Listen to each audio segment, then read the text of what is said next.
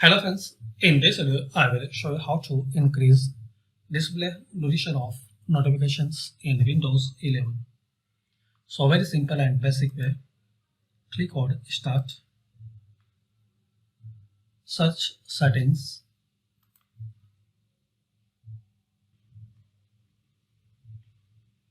now here click on Accessibility. Now here click on Visual Effects.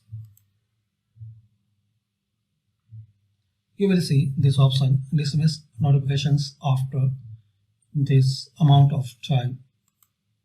Minimum is 5 seconds and maximum 5 minutes.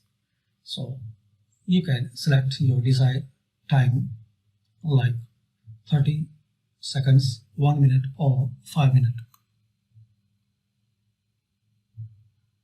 You can set up to 5 minutes and you can increase up to 5 minutes. So thanks for watching and please comment in this video useful for you or not.